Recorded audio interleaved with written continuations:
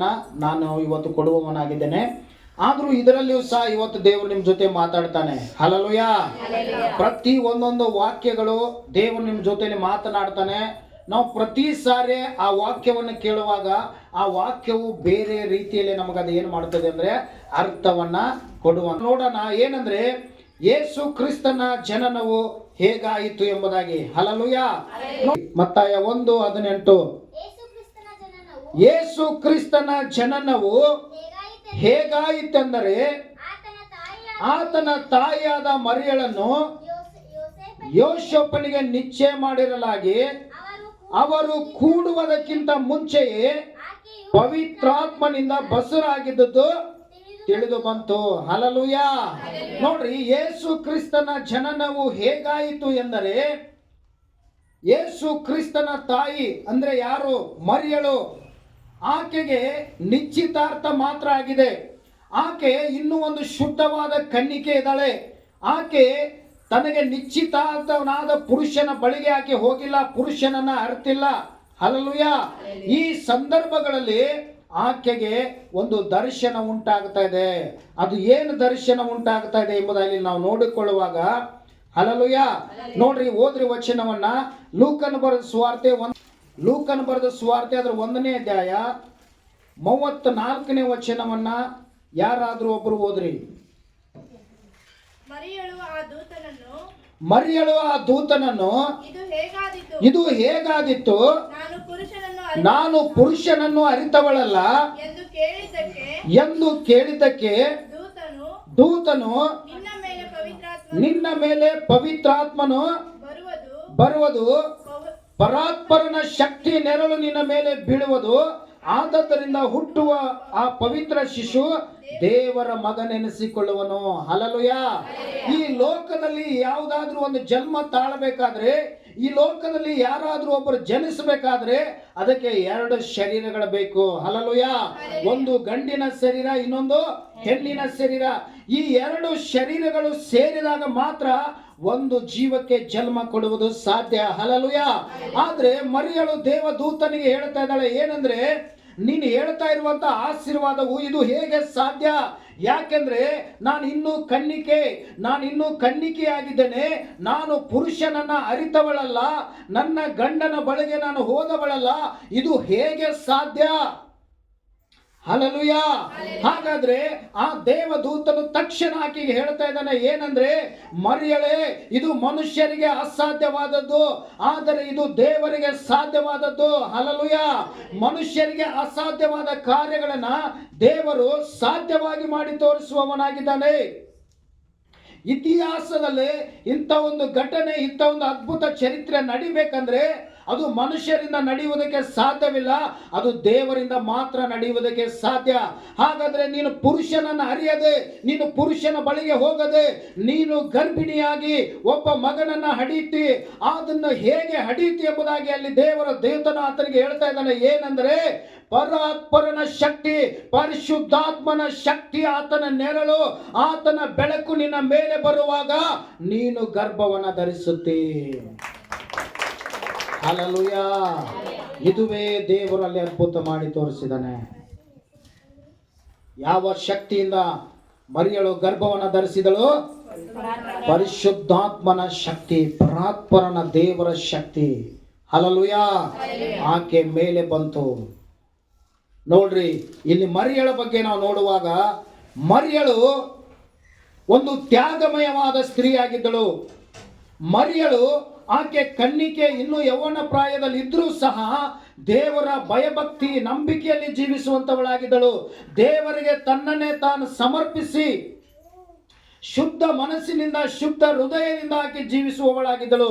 ಅದಕ್ಕಾಗಿ ದೇವರು ಈ ಲೋಕದಲ್ಲಿ ಎಷ್ಟೋ ಕನ್ನಿಕೆಯರಿರ್ಬೋದು, ಎಷ್ಟೋ ಕನ್ನಿಕೆಯರು ಬೇರೆ ಬೇರೆ ಜನಾಂಗದಲ್ಲಿ ಶುದ್ಧರಾಗಿರುವವರು ಇರ್ಬೋದು, ಆದರೆ ಎಲ್ಲರ ಒಳಗಡೆ ಹಲ್ಲೆಲೂಯಾ ಯಾರನ್ನ ಆರಿಸಿಕೊಳ್ತಾ ಇದ್ದಾರೆ? ಮರಿಯಳನ್ನ ಆರಿಸಿಕೊಳ್ತಾ ಇದ್ದಾರೆ. ಹಾಗಾದ್ರೆ ಮರಿಯಳು ಒಂದು ವೇಳೆ ಈ ಕಾರ್ಯ ನನ್ನಿಂದ ಆಗುವುದಿಲ್ಲ, ಇದು ನನಗೆ ಬೇಡ ಎಂಬುದಾಗಿ ಹೇಳಬಹುದಾಗಿತ್ತು. ಯಾಕೆಂದ್ರೆ ಮದುವೆಯ ಮುಂಚಿತವಾಗಿ ಒಬ್ಬ ಸ್ತ್ರೀಯು ಗರ್ಭಿಣಿಯಾಗಿ ಸಮಾಜದಲ್ಲಾಗಲಿ ಕುಟುಂಬದಲ್ಲಾಗಲಿ ಆಕೆ ತಲೆ ಎತ್ತಿ ತಿರುಗುವುದಕ್ಕೆ ಆಗುವುದಿಲ್ಲ. ಹಲ್ಲೆಲೂಯ. ಈ ಲೋಕದಲ್ಲಿ ನಾವು ಎಲ್ಲವನ್ನ ಮುಚ್ಚಿಡಬಹುದು, ಆದರೆ ಗರ್ಭವನ್ನ ಯಾವುದೇ ಕಾರಣಕ್ಕೂ ನಾವು ಮುಚ್ಚಿಡುವುದಕ್ಕೆ ಆಗುವುದಿಲ್ಲ. ಹಲ್ಲೆಲೂಯ. ಒಬ್ಬ ಸ್ತ್ರೀಯು ಗರ್ಭವನ್ನ ಧರಿಸಿದರೆ ದಿನ ದಿನ ದಿನ ಕಳೆಯುವಾಗ, ಹೊಟ್ಟೆ ಬರುವಾಗ ಏನಾಗತ್ತೆ? ಈ ಸ್ತ್ರೀ ಏನಾಗಿದ್ದಾಳೆ? ಗರ್ಭಿಣಿಯಾಗಿದ್ದಾಳೆ. ಒಂದು ವೇಳೆ ಮದುವೆಕ್ಕಿಂತ ಮುಂಚಿತವಾಗಿ ಗರ್ಭಿಣಿ ಆದರೆ ಆ ಸ್ತ್ರೀಗೆ ಮರ್ಯಾದೆ ಸಿಗ್ತದೆಯಾ? ಆ ಸ್ತ್ರೀಗೆ ಸನ್ಮಾನ ಸಿಗ್ತೈತ್ಯಾ? ಆ ಸ್ತ್ರೀಯನ್ನ ಸೇರಿಸಿಕೊಳ್ತಾರ? ಕುಟುಂಬದವರು ಸೇರಿಸಿಕೊಳ್ತಾರ? ಸಮಾಜದವರು ಸೇರಿಸಿಕೊಳ್ತಾರ? ಹಲ್ಲೆಲೂಯ. ಹಾಗಾದರೆ ಅಂತ ಸ್ತ್ರೀಯ ಬಗ್ಗೆ ಕೆಟ್ಟದಾಗಿ ಮಾತನಾಡುವಂತವರಾಗಿರ್ತಾರೆ, ಅವರನ್ನ ಕೆಟ್ಟ ದೃಷ್ಟಿಯಿಂದ ನೋಡುವಂತವರಾಗಿದ್ದಾರೆ. ಆದರೆ ಮುಂದೆ ಸಂಭವಿಸಬೇಕಾದ ಇದು ಯಾವುದನ್ನು ಆಕೆ ಲಕ್ಷಿಸಲಿಲ್ಲ. ಹಲ್ಲೆಲೂಯ. ಮುಂದೆ ಏನು ಬೇಕಾದಾಗಲಿ, ಜನರು ಏನು ಬೇಕಾದ ಮಾತಾಡ್ಲಿ, ಹಲ್ಲೆಲೂಯ, ನನ್ನ ಕರ್ತನು ನನ್ನನ್ನು ಆರಿಸಿಕೊಂಡಿದ್ದಾನೆಂದರೆ ನಾನು ಆತನ ದಾಸಿಯಾಗಿ ನಿನಗೆ ಸಮರ್ಪಿಸಿದ್ದೇನೆ ಅಂತೇಳಿ ಮರಿಯಳು ಮುಂದೆ ಸಂಭವಿಸಬೇಕಾದ ಯಾವ ಅನುಮಾನಗಳನ್ನ ಲಕ್ಷಿಸದೆ ಕರ್ತನಿಗಾಗಿ ತನ್ನನ್ನು ಏನು ಮಾಡಿದಳು? ಸಮರ್ಪಣೆ ಮಾಡಿದಳು. ಹಲ್ಲೆಲೂಯ. ದೇವರು ಈ ಲೋಕದಲ್ಲಿ ಉಪಯೋಗಿಸುವುದು ಯಾರನ್ನ ಅಂತಂದ್ರೆ, ಯಾರು ದೇವರಿಗಾಗಿ ತಮ್ಮನ್ನೇ ತಾವು ಸಮರ್ಪಣೆ ಮಾಡುವುದಕ್ಕೆ ಸಿದ್ಧರಾಗಿದ್ದಾರೋ ಅವರನ್ನೇ ದೇವರು ಉಪಯೋಗಿಸ್ತಾನೆ. ಒಂದು ವೇಳೆ ನಾವು ಸ್ವಾರ್ಥಿಗಳು, ನಾವು ಶರೀರದ ಆಸೆ ಉಳ್ಳವರು, ನಮ್ಮ ಮನಸ್ಸಿಗೆ ಬಂದ ಹಾಗೆ ನಾವು ಜೀವಿಸುವವರು ಆಗಿದ್ದರೆ ದೇವರು ನಮ್ಮನ್ನು ಉಪಯೋಗಿಸುವುದಿಲ್ಲ. ಹಲ್ಲೆಲೂಯ. ದೇವರ ಸೇವೆಗಾಗಿ, ದೇವರ ರಾಜ್ಯಕ್ಕಾಗಿ ನಾವು ಎಲ್ಲ ರೀತಿಯಾದ ಸಮರ್ಪಣೆ ಜೀವನ ನಮ್ಮಲ್ಲಿ ಇರುವುದಾದರೆ ಮಾತ್ರ ಆತನು ನಮ್ಮನ್ನು ಉಪಯೋಗಿಸುವುದಕ್ಕೆ ಸಾಧ್ಯ. ಹಲ್ಲೆಲೂಯ. ಸಮರ್ಪಣೆ ಇಲ್ಲದೆ ಜೀವಿತವನ್ನ ದೇವರು ಉಪಯೋಗಿಸುವುದಿಲ್ಲ. ಎಷ್ಟು ಜನರು ದೇವರಿಗಾಗಿ ಸಮರ್ಪಣೆ ಮಾಡಿದಿರಿ? ಎಷ್ಟು ಜನರು ಇಲ್ಲ, ದೇವರು ನನ್ನನ್ನು ಈ ಲೋಕದಲ್ಲಿ ಆರಿಸಿಕೊಂಡಿದ್ದಾನೆ, ಇನ್ನು ಮೇಲೆ ಜೀವಿಸುವವರು ನನಗಾಗಿ ಅಲ್ಲ, ನನ್ನ ಚಿತ್ತದಂತೆ ಅಲ್ಲ, ನಾನು ದೇವರ ಚಿತ್ತದಂತೆ ಇನ್ನು ಮೇಲೆ ಜೀವಿಸ್ತೇನೆ, ದೇವರ ಹೇಳಿದ ಹಾಗೆ ನಾನು ನಡೆಯುತ್ತೇನೆ, ವಾಕ್ಯಕ್ಕೆ ನಾನು ಅಧೀನನಾಗಿ, ಹಲ್ಲೆಲೂಯ, ದೇವರಿಗೆ ನಾನು ಅಧೀನನಾಗಿ ದೇವರ ಚಿತ್ತದಂತೆ ನಾನು ಜೀವಿಸ್ತೇನೆ ಅಂತೇಳಿ ಎಷ್ಟು ಜನರು ನಿಮ್ಮನ್ನು ಸಮರ್ಪಣೆ ಮಾಡಿದ್ದಾರೆ? ನಂಬಿರಬಹುದು, ಆದರೆ ಸಮರ್ಪಣೆ ಜೀವಿತ ಬಹಳ ಕಡಿಮೆ. ಹಲ್ಲೆಲೂಯ. ಸಮರ್ಪಣೆ ಜೀವಿತ ಬಹಳ ಜನರಲ್ಲಿ ಕಡಿಮೆ. ಸಮರ್ಪಣೆ ಮಾಡಿ ಅಷ್ಟೊಂದು ಹಲ್ಲೆಲೂಯ ನ್ಯಾಯಯುತವಾಗಿ ನಮಗೆ ಜೀವಿಸುವುದಕ್ಕೆ ಆಗುವುದಿಲ್ಲ. ಆದರೆ ಮರಿಯಳ ಜೀವಿತದಲ್ಲಿ ನೋಡುವಾಗ ಹಲ್ಲೆಲೂಯ, ಆಕೆ ಒಂದು ಜೀವಿತ ಸಮರ್ಪಣೆ ಜೀವಿತವಾಗಿತ್ತು. ಮರಿಯಳು ತನ್ನನ್ನು ತಾನು ಸಂಪೂರ್ಣ ದೇವರಿಗಾಗಿ ಆಕೆ ಏನು ಮಾಡಿದಳು? ಜೀವಿಸುವವಳಾಗಿದ್ದಳು. ಹಲ್ಲೆಲೂಯ. ದೇವರಿಗಾಗಿ ಸಮರ್ಪಣೆ ಮಾಡಿದ್ದರಿಂದಲೇ, ದೇವರಿಗಾಗಿ ಆಕೆ ಜೀವಿಸ್ತಾ ಇರುವುದರಿಂದಲೇ ಮರಿಯಳಿಗೆ ಯಾವುದೇ ರೀತಿಯ ಅವಮಾನವಾಗದಂತೆ ದೇವರು ಆಕೆಯನ್ನ ಏನು ಮಾಡಿದ್ರು? ಕಾಪಾಡಿದರು. ಮುಂದಿನ ವಚನದಲ್ಲಿ ಮತ್ತಾಯನ ಬರೆದ ಸುವಾರ್ತೆ 1ನೇ ಅಧ್ಯಾಯ 20ನೇ ವಚನವನ್ನ ಯಾರಾದ್ರೂ ಒಬ್ಬರು ಓದ್ರಿ. ನೋಡ್ರಿ, ಅವನು ಇದನ್ನ ಆಲೋಚಿಸ್ತಾ ಇರುವಾಗಲೇ ಕರ್ತನ ದೂತನು ಅವನ ಕನಸಿನಲ್ಲಿ ಕಾಣಿಸಿಕೊಂಡು, ಎಲೆ ಯೋಸೇಫನೇ, ದಾವೀದನ ವಂಶದವನೇ, ನಿನ್ನ ಹೆಂಡತಿಯಾದ ಮರಿಯಳು ಸೇರಿಸಿಕೊಳ್ಳುವುದಕ್ಕೆ ಅಂಜಬೇಡ, ಆಕೆ ಗರ್ಭವು ಪವಿತ್ರ ಆತ್ಮನಿಂದಲೇ ಆದದ್ದು. ಈಗ ಮರಿಯಳು ಗರ್ಭಿಣಿ ಆಗಿರುವಂತಹ ಸುದ್ದಿ ಯಾರಿಗೆ ಮುಟ್ಟಿತು? ಆಕೆಯನ್ನ ಮದುವೆ ಆಗುವುದಕ್ಕಾಗಿ ಯಾರು ನಿಶ್ಚಿತಾರ್ಥ ಮಾಡಿಕೊಂಡಿದ್ರು ಆ ಪುರುಷನೇ ಯೋಸೇಫನಿಗೆ ಗೊತ್ತಾಯ್ತು. ಹಲ್ಲೆಲೂಯ. ಹಾಗಾದ್ರೆ ಒಂದು ವೇಳೆ ಯೋಸೇಫನು ಈಗ ಆಕೆಯನ್ನ ತೊರೆದು ಬಿಟ್ರೆ, ಅಥವಾ ಈಗ ಮದುವೆ ಆಗುವುದಕ್ಕಿಂತ ಮುಂಚಿತವಾಗಿ ಗರ್ಭಿಣಿ ಆಗಿದ್ದಾಳೆ, ಆಕೆಯನ್ನ ತನ್ನ ಬಳಿಯಲ್ಲಿ ಸೇರಿಸಿಕೊಳ್ಳದಿದ್ದರೆ ಅವಮಾನ ಯಾರಿಗೆ ಉಂಟಾಗ್ತಿತ್ತು?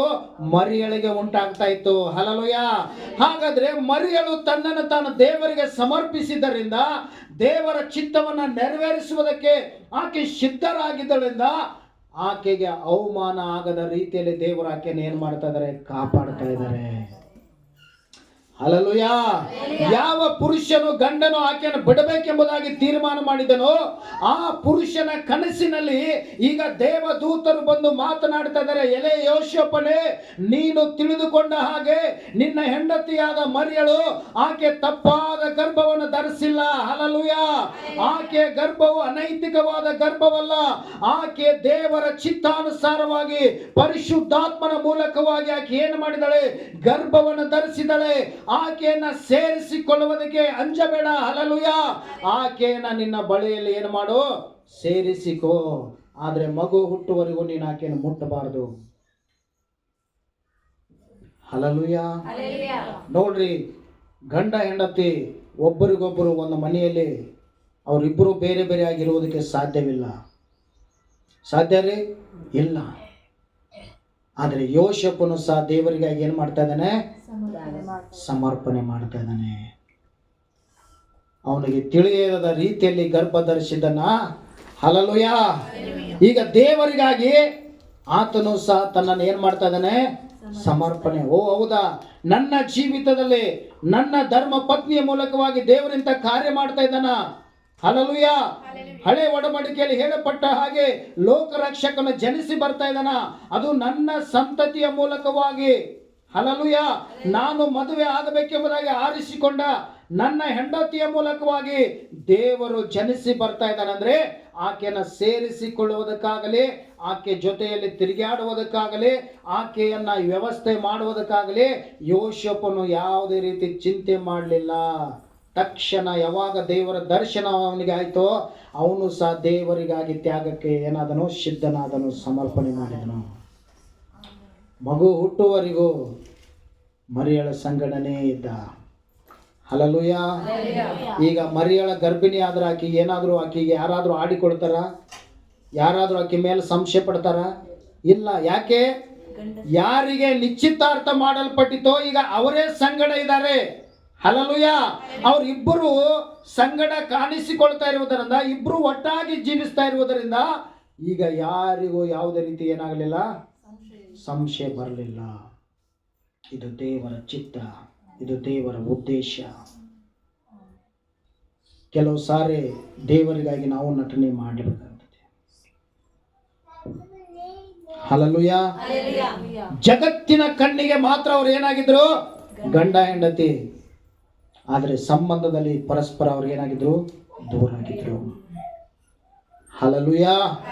ನೋಡ್ರಿ, ಅವರಿಬ್ಬರ ಜೀವಿತದಲ್ಲಿ ನಾವು ಏನ್ ನೋಡ್ತೇವೆ? ಸಮರ್ಪಣೆ ನೋಡ್ತಾ ಇದ್ದೇವೆ, ತ್ಯಾಗ ನೋಡ್ತಾ ಇದ್ದೇವೆ. ಹಲ್ಲೆಲೂಯಾ. ಅವರಿಬ್ಬರಲ್ಲಿ ನಾವು ಏನ್ ನೋಡ್ತಾ ಇದ್ದೇವೆ? ಸಮರ್ಪಣೆ, ತ್ಯಾಗಮಯವಾದ ಜೀವಿತವನ್ನು ನಾವು ನೋಡ್ತಾ ಇದ್ದೇವೆ. ಹಾಗಾದ್ರೆ ಎಷ್ಟು ಜನರು ಇವತ್ತು ಮರಿಯಳ ಹಾಗೆ ನಾನು ಕರ್ತನಿಗೆ ನನ್ನನ್ನು ಸಮರ್ಪಿಸ್ತೇನೆ, ಮರಿಯಳ ಹಾಗೆ ನಾನು ದೇವರು ನನ್ನನ್ನು ಮೆಚ್ಚುವ ರೀತಿಯಲ್ಲಿ, ದೇವರು ನನ್ನನ್ನು ಸೇವೆಯಲ್ಲಿ ಉಪಯೋಗಿಸುವ ರೀತಿಯಲ್ಲಿ ನಾನು ಸಮರ್ಪಿಸಿ ಆತನಿಗಾಗಿ ನಾನು ಜೀವಿಸ್ತೇನೆ ಅನ್ನುವಂಥವ್ರು ಎಷ್ಟು ಜನರು ಯೋಷೇಫನ ಹಾಗೆ? ಹಲ್ಲೆಲೂಯಾ. ನಿಮ್ಮ ಜೀವಿತವನ್ನ ಕರ್ತನಿಗೆ ನೀವು ಸಮರ್ಪಣೆ ಮಾಡ್ತೀರಿ. ಪ್ರೀತಿಯುಳ್ಳ ದೇವರ ಮಕ್ಕಳೇ, ಈ ಲೋಕದಲ್ಲಿ ದೇವರು ಏನಾದರೂ ಒಂದು ಸೃಷ್ಟಿಸಬೇಕಾದ್ರೆ, ಏನಾದರೂ ಒಂದು ಚರಿತ್ರೆ ನಡಿಬೇಕಾದ್ರೆ ಅದು ತನ್ನ ಮಕ್ಕಳ ಮೂಲಕವಾಗಿ, ತನ್ನ ಭಕ್ತರ ಮೂಲಕವಾಗಿ ದೇವರು ನಡೆಸುವವನಾಗಿದ್ದಾನೆ. ಹಾಗಾದರೆ ಸಮರ್ಪಣೆ ಮಾಡುವವರಿರಬೇಕು, ದೇವರ ಭಾರವನ್ನು ಹೊರುವವರಿರಬೇಕು, ದೇವರ ಚಿತ್ತದ ಹಾಗೆ ನಡೆಯುವವರಿರಬೇಕು.